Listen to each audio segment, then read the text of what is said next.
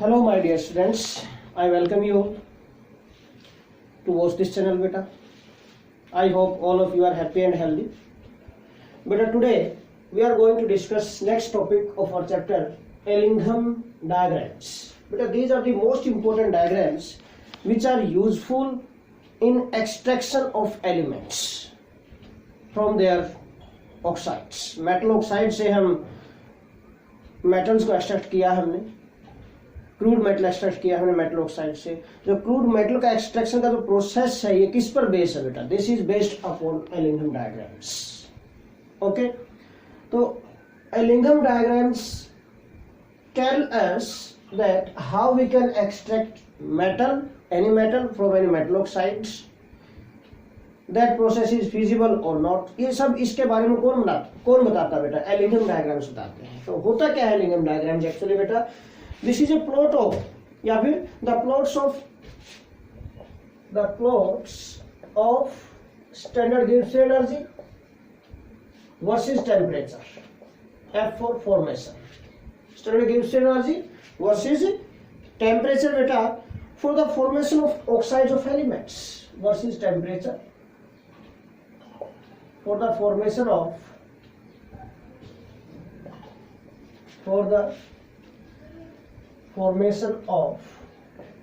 oxides of elements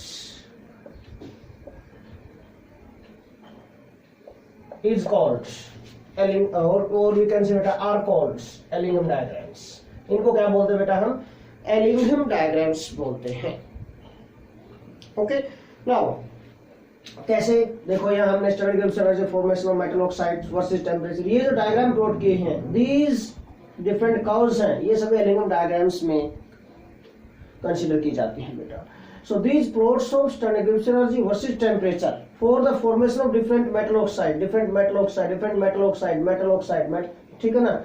ये होगा, ये तो कार्बन और मेटल है। ओके, रिड्यूसिंग एजेंट की फॉर्म में यूज किया जाते हैं, CO और CO, कार्बन और कार्बन ऑक्साइड। ओके, ये मेटल ऑक्साइड सभी।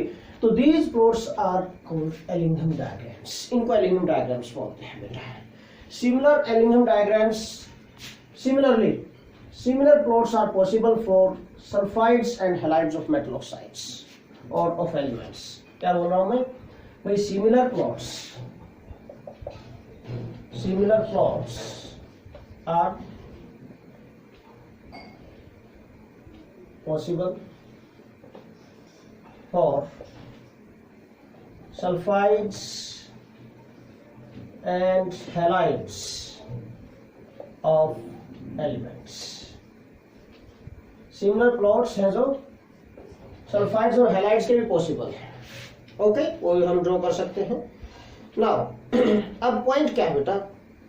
क्या बताते हैं, किस में हेल्प करते हैं बेटा? बेटा these diagrams help us in predicting feasibility of the process, feasibility of the reduction of और मेटल ऑफ। तो मेन पॉइंट, दीज डायग्राम्स बेटा किस में हेल्प करते हैं? Diagrams help us in the feasibility, help us in feasibility mean whether the process is feasible or not। okay, help us in predicting beta feasibility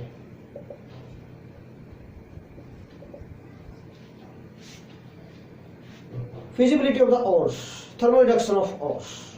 okay, feasibility of thermal reduction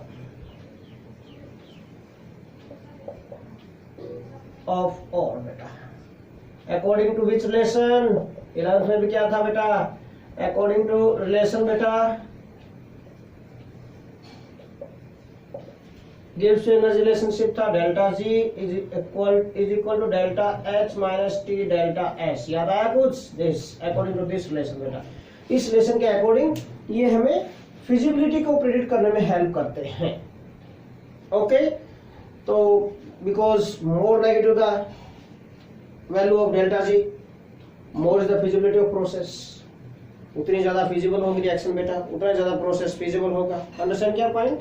तो यहाँ पर आपने 11th में discuss किया था बेटा sign convention discuss किए थे।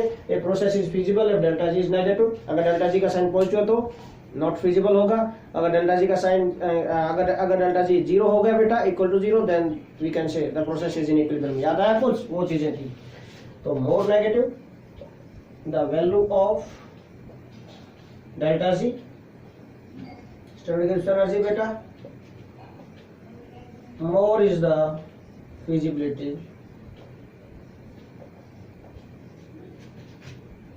of process।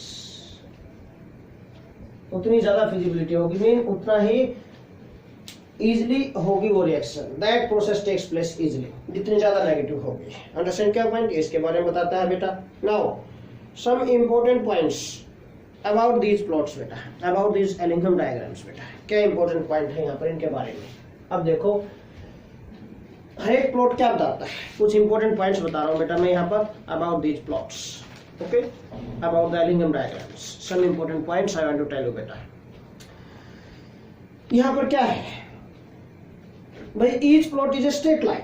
हर एक प्लॉट क्या है, एक स्ट्रेट लाइन है। हर एक प्लॉट एक स्ट्रेट लाइन है। कहां पर, except where there is a phase change takes place, where there is a change in phase. जहां पर फेज चेंज होगा, फेज चेंज कैसे, जैसे सॉलिड से लिक्विड, लिक्विड से गैस, इस टाइप का। Except where phase change takes place, वहां पर कर्व पॉजिटिव स्लोप लेगी, otherwise there is a straight line. These are the all these lines are straight line है। Each plot is a straight line है बेटा, except when some change in the phase takes place. Okay, तो all these plots are straight line होंगे, ध्यान रखना इस point को। Okay, अब फेज में चेंज कैसे, बार बार बोल रहा हूं मैं, सॉलिड से लिक्विड, लिक्विड से गैस, इस टाइप का कोई फेज चेंज है भाई। सेकंड पॉइंट क्या हो सकता है यहाँ पर, the temperature at which such a phase change occurs. ये जो सर्कल दिखाई दे ना आपको, ये फेज चेंज को इंडिकेट करेंगे यहाँ पर। The temperature where such a phase change occurs are called melting points and boiling points. वो क्या होते हैं बेटा, मेल्टिंग पॉइंट्स और बॉइलिंग पॉइंट्स होते हैं इनके। Okay, indicate an increase in the slope on the positive line। Okay बेटा, तो ये जो जहां भी the temperature where a phase change occurs, जहां भी फेज चेंज अकर होगा बेटा, कहीं भी यहाँ पर भी फेज चेंज हो गया, यहाँ पर भी फेज चेंज हो गया, यहाँ पर फेज चेंज हो गया, यहाँ पर फेज चेंज, इस टाइप से हर एक का फेज चेंज हो बेटा। तो क्या पॉइंट है यहाँ पर, the temperature at which such a phase change occurs, जहां पर जैसा इस टाइप का कोई फेज चेंज होगा बेटा, this is indicated by an increase in the slope in these curves। जहां भी इंक्रीज हो गया उसी टेम्परेचर में इंक्रीज हो गया स्लोप में, mean there is positive increase in the slope. जहां भी पॉजिटिव इंक्रीज दिखाई देगा स्लोप के अंदर बेटा, that point indicate that there is a phase change. यहां पर देखो पॉजिटिव चेंज, पॉजिटिव स्लोप दिखाई देगा, तो that temperature indicates phase change. वहां पर फेज चेंज होगा बेटा। अंडरस्टैंड क्या पॉइंट। अब ये जो स्मॉल सर्कल्स है, ये जो स्मॉल सर्कल्स है बेटा, यहाँ पर कर्व्स में दिखाई दिए हैं, स्मॉल सर्कल मैंने लगाए, यहाँ पर स्मॉल सर्कल लगाए हैं। ये सर्कल क्या इंडिकेट करते हैं, these circles indicate melting points and boiling points. किसको इंडिकेट करते हैं बेटा, melting points and boiling points of metals. Metals के मेल्टिंग पॉइंट और बॉइलिंग पॉइंट्स को इंडिकेट करते हैं। Okay, these circles indicate melting points and boiling points of metals. इनके मेल्टिंग पॉइंट और बॉइलिंग पॉइंट को इंडिकेट करेंगे। ये कुछ इंपॉर्टेंट पॉइंट्स थे अबाउट दिस एलिंघम डायग्राम। आपको पता होना चाहिए इन कर्व्स में कि जहां भी पॉजिटिव चेंज आया है लाइन में, पॉजिटिव स्लोप दिखाई दे, वहां पर दैट उस टेम्परेचर पर फेज चेंज हुआ है। सर्कल क्या इंडिकेट करते हैं बेटा, सर्कल इंडिकेट करते हैं melting points and boiling point को इंडिकेट करते हैं बेटा। फर्स्ट वाला लेफ्ट साइड वाला जो सर्कल होगा it indicates melting point, right side का जो सर्कल होगा इट इंडिकेट्स बॉइलिंग पॉइंट। हर एक कर्व में मेल्टिंग पॉइंट बॉइलिंग पॉइंट, ये इसके लिए नहीं है, ये इसके लिए था, melting point boiling point. Okay, ये इधर ये इसमें से मेल्टिंग पॉइंट हो गया एंड सो और इस टाइप से बेटा। ओके, तो लेफ्ट साइड में जो सर्कल आएगा it indicates melting point, right side में जो सर्कल आएगा इट इंडिकेट्स बॉइलिंग पॉइंट। ये कुछ इंपॉर्टेंट पॉइंट्स थे अबाउट दिस एलिंघम डायग्राम्स बेटा। Now what is need of this Ellingham diagram, क्या नीड ऑफ एलिंघम डायग्राम बेटा, क्या जरूरत पड़ी, क्यों जरूरत पड़ी इसकी, क्या नीड है, what is need of Ellingham diagrams. भाई there are so many reduction processes of the metal oxides for which delta G values are positive. अगर delta G naught values positive हो जाएंगे उनके लिए, इसका मतलब प्रोसेस तो फिजिबल ही नहीं है। मीन मेटल ऑक्साइड से मेटल हम एक्सट्रैक्ट नहीं कर सकते। तो ऐसी रिएक्शन को कैसे फिजिबल बनाया जाए, तो ये एल्यूमिनियम डायग्राम बताता है हमें कि हम कोई ऐसा रिड्यूसिंग एजेंट यूज करें बेटा जिसके लिए delta G naught value is highly negative.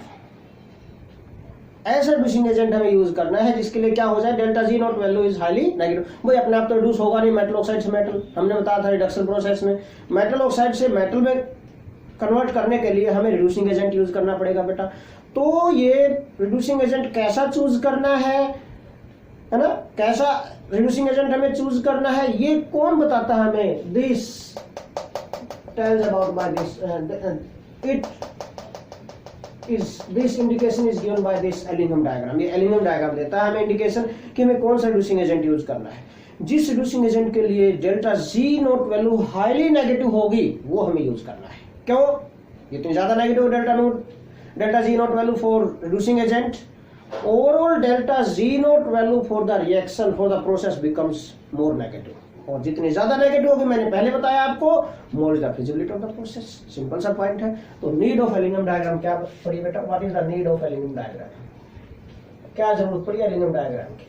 Okay, कहां पर जरूरत पड़ी बेटा, फिजिबिलिटी बताने के लिए कि कुछ रिएक्शन ऐसी होती हैं जहां पर डेल्टा जी नॉट वैल्यूज क्या होती है, positive. Okay, there are so many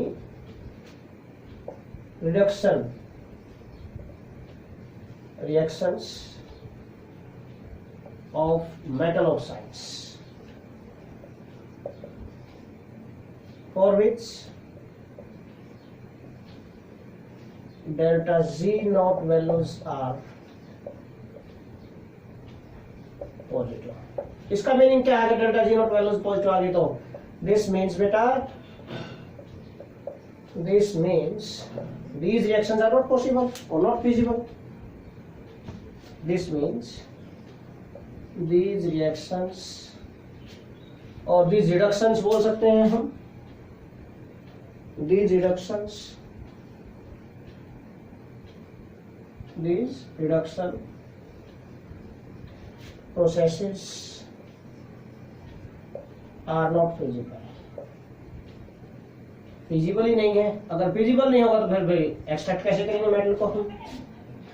but ये एल्यूमिनियम डायग्राम ने सॉल्यूशन दिया कि these reactions, these processes can be feasible। कब, if you use these processes, but these processes can be feasible better if we use such a reducing agent, if we use such a reducing agent beta, if we use such a reducing agent for which delta Z naught value is highly negative, highly negative। क्यों, क्योंकि अगर ये highly negative होगी इसकी तो overall delta G naught value क्या बन जाएगी, सो दैट और सच दैट, सो दैट कर देते हैं, so that overall delta G naught value for the reaction, delta G naught of the reaction बेटा for the process becomes negative. Understand किया point, अगर नेगेटिव हो जाएगी overall delta G naught value उस reaction के लिए, उस रिडक्शन प्रोसेस के लिए, तो वो प्रोसेस फिजिबल हो जाएगा।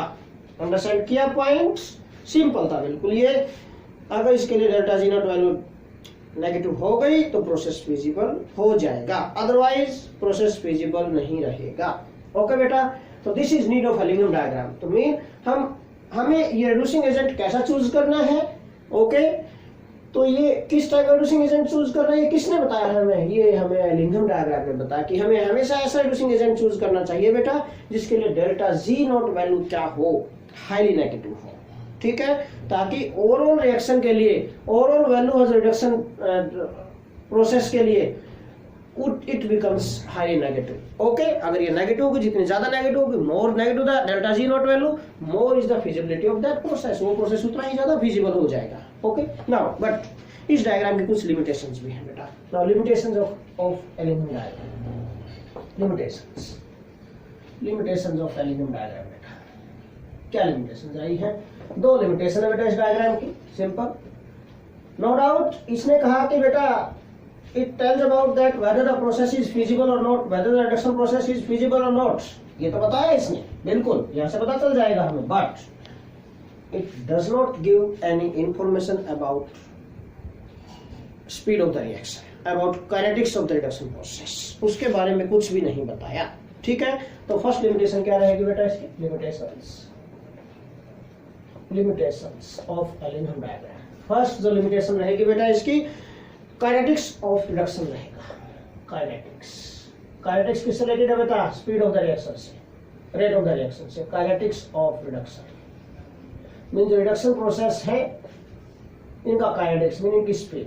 नो डाउट अभी हम बोल रहे थे, मैंने अभी बताया कि it tells about whether the reduction process is feasible और नॉट. ये बिल्कुल क्लियर बताया इसने, कोई प्रॉब्लम, बिल्कुल क्लियरली इंडिकेट किया इसने. ओके, कि ये प्रोसेस, रिडक्शन प्रोसेस फीजिबल है या नहीं है, पॉसिबल है या नहीं है. But it does not tell about the kinetics of reduction process. बस यही एक लिमिटेशन है बेटा. it does not tell about the kinetics of reduction process.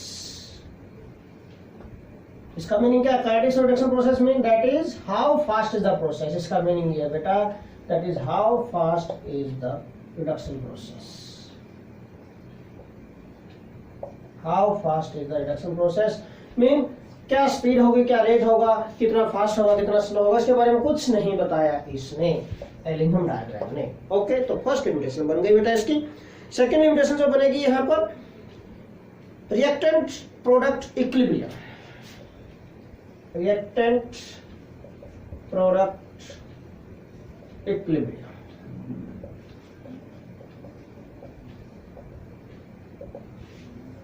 भाई कोई भी रिएक्शन है बेटा, ओके, आपको पता है कि delta G naught value depends upon equilibrium constant के ऊपर डिपेंड करते हैं.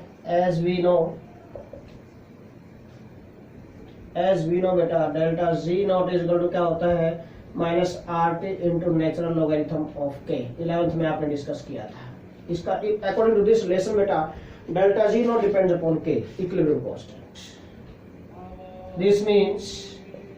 This means delta G naught depends upon K. K क्या बेटा यहाँ पर? Equilibrium constant. Equilibrium constant mean equilibrium constant पर डिपेंड करता है भाई डेल्टा जी नॉट.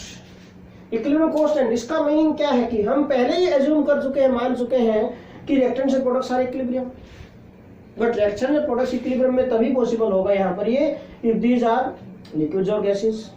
बट अगर कोई सॉलिड हो तो उसके लिए तो प्रॉब्लम आ जाएगी, इक्विलिब्रियम सेटअप नहीं होगा, है ना, लिमिटेशन हो गई उसकी. Okay, so it is presume that beta reactants and products are in equilibrium. इसका मीनिंग क्या है? This means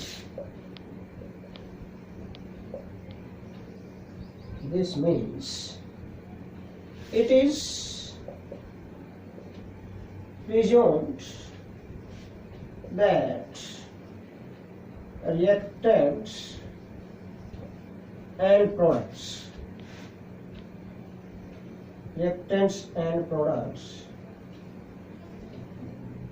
are in equilibrium.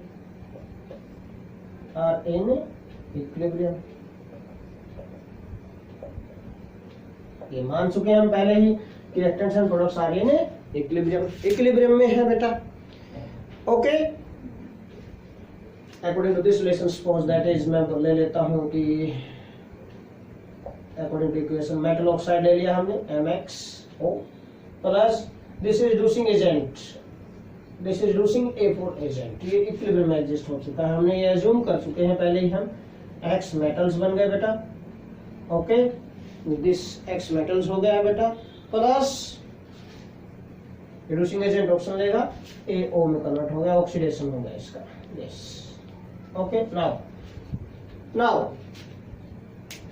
तो ये हम मान चुके कि this is in equilibrium, but it is not always true because reactants and products में be solid, reactants and products solid भी हो सकते हैं, बट ये लिमिटेशन बन गई बेटा, but it is not always true.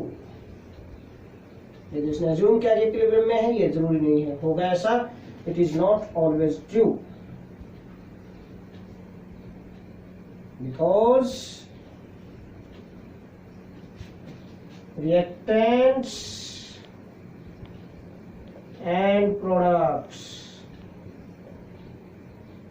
may be solid, क्या हो सकते हैं बेटा, सॉलिड फॉर्म में भी हो सकते हैं, सिंपल, में भी सॉलिड, रिएक्टेंट्स एंड प्रोडक्ट्स में भी सॉलिड। अगर सॉलिड हो गए तो इक्विलिब्रियम एग्जिस्ट नहीं हो पाएगा यहाँ पर बेटा इसमें, और फेल हो जाएगा ये, अंडरस्टैंड क्या point. So it also becomes limitation of Ellingham diagram बेटा, ये भी Ellingham diagram की क्या बन गई, लिमिटेशन बन गई। ओके बेटा, तो आज के लेक्चर में इतना ही डिस्कस करेंगे हम। Ellingham diagram कंप्लीट हो गया यहाँ पर, इसको अच्छी तरह करना, लेक्चर को प्रिपेयर करना, ध्यान से पढ़ना, रीड करना बेटा इसको नोट करके। बट लेक्चर फिनिश करने से पहले अगेन आपसे एक छोटी सी रिक्वेस्ट है बेटा, लाइक करो, लाइक बटन पर प्रेस किया करो, सब्सक्राइब करो, शेयर करो विद योर फ्रेंड्स जिनको जरूरत है लेक्चर्स की। Thanks a lot.